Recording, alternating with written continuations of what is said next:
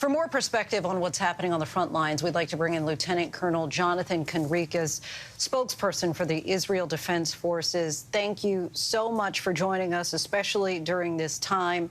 From where you're sitting, what's the likelihood of a ground invasion of Gaza? About 5 days into the fighting, we have suffered 1,200 Israelis dead, most of them civilians. I'm sure that you can understand that it wouldn't be wise of me to communicate what the next stage of our operations are.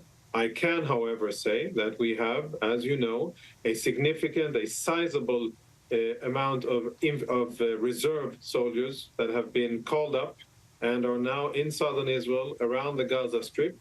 They are getting ready for various missions.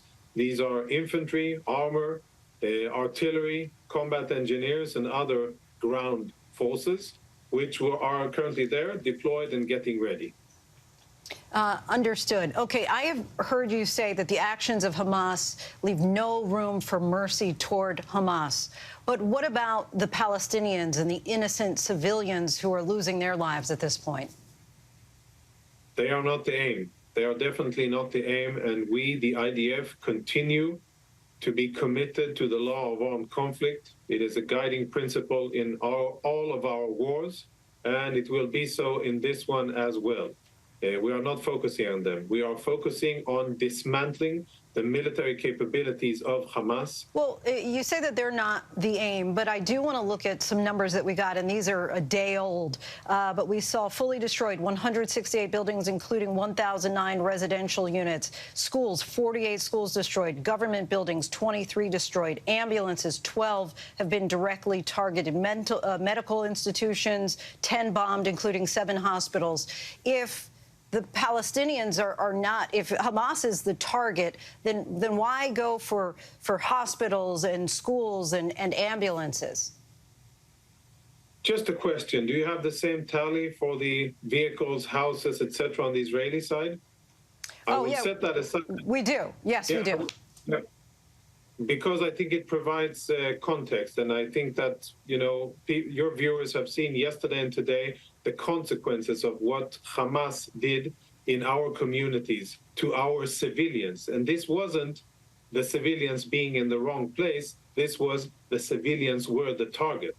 We are not Hamas. We're not targeting the civilians. But the sad reality in Gaza is that the Hamas, cowards as they are hiding all of their military infrastructure beneath the civilians, or they are embedding themselves within civilian buildings. So they always use civilian locations, and they hope that the fact that they use their own civilians and the civilian infrastructure as their human shields will shield them from our activity.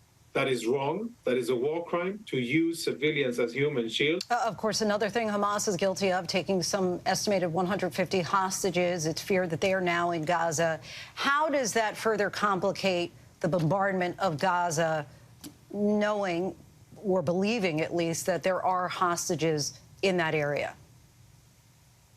Yes, this is unprecedented. We have faced hostage situations in the past. We've been dealing with Palestinian terrorism for many years, and we've had hostages, never this many, never in such a complex situation, and never so many civilians.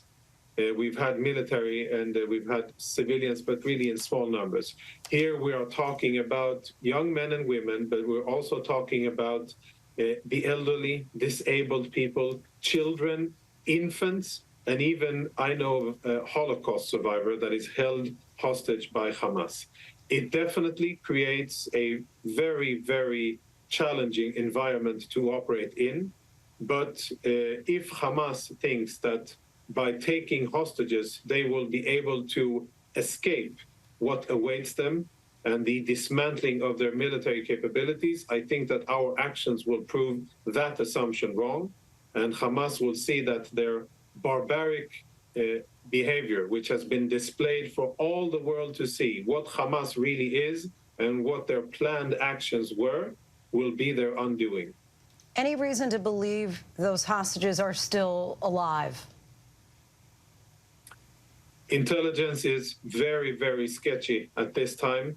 And of course, it's a highest priority mission. Lieutenant Colonel Conricus, cannot thank you enough for your time, certainly tough times, and for you fielding those sometimes tough questions. We really appreciate it. I appreciate it. Thank you very much. Hi, everyone. George Stephanopoulos here. Thanks for checking out the ABC News YouTube channel. If you'd like to get more videos, show highlights, and watch live event coverage, click on the right over here to subscribe to our channel. And don't forget to download the ABC News app for breaking news alerts. Thanks for watching.